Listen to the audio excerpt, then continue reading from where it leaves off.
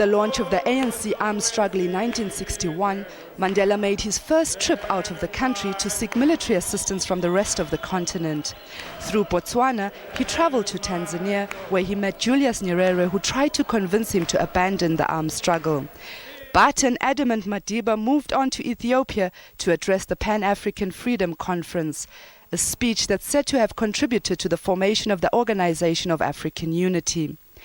He also traveled to Morocco, where liberation movements were being trained. There he met Ahmed Ben Bella, who had just been released from a French prison after leading the Algerian Revolution, and later became independent Algeria's first president. And it was the first time I saw him. He was with a lot of other people, such as Nieto from Angola, Michel from Mozambique, Cabral. There was also Che Guevara, who stayed here for 6 months. So we trained them and we gave them all what they needed, including money, papers and weapons. Well, it is what I would call the most happy accident I ever experienced in my life. It was very accidental. I was at that time with the general headquarters of the Liberation Army. We were not independent yet.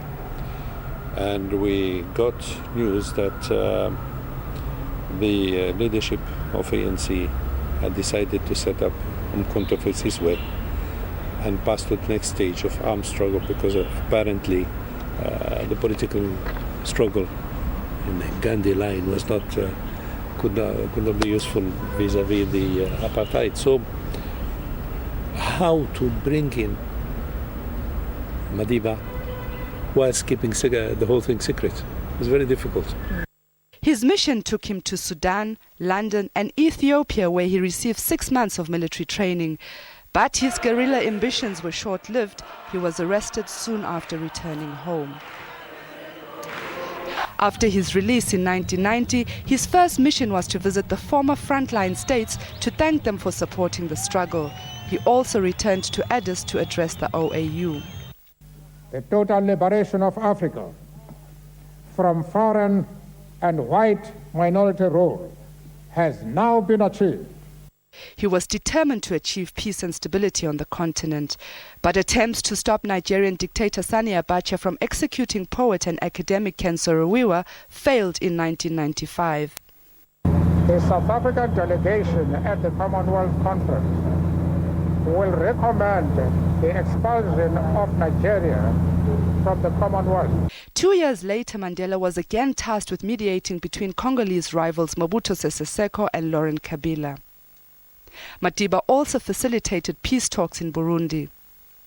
It was Madiba that brought closure to the standoff over the 1988 Lockerbie bombings at a time when the West had isolated Libya. He was also about the only leader that could challenge the powerful countries.